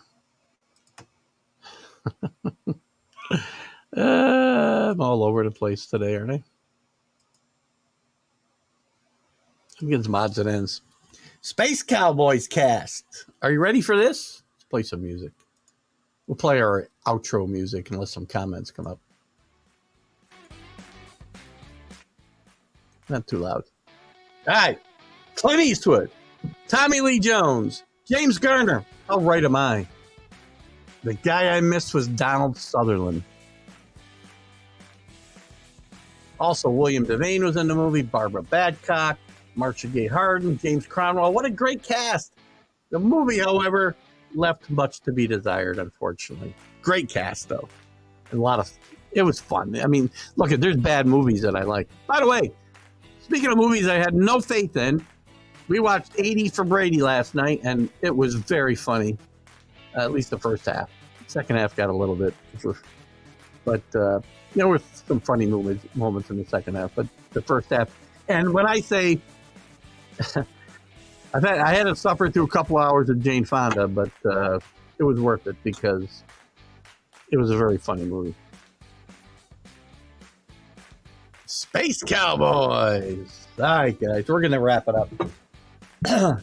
Been great having you with us. CA, thanks for joining us. Rick, always great having you with us. Alan, thanks for popping in. Who else do we have with us? Kenny, of course. Alec, thank you for being in earlier. I'm not sure who stayed with us the whole day, but we do appreciate it. It's getting tougher as the weather gets better. Our live audience will likely get smaller. Certainly understandable. You can catch us anytime by just going to TGI Sports Talk and watching the show. Please go there and like and share the show because it helps me. So anyway, guys, have a great Mother's Day. Happy Mother's Day to your wives, your mothers, whether they're here or gone. And be good to them all the time, not just today. It's the right thing to do, right? Be good, guys. All right. Have a great, great Mother's Day. Enjoy. Keith Nagel for TGI Sports Talk. Are you serious? No, are you serious? Stream of Consciousness. Have a great Sunday.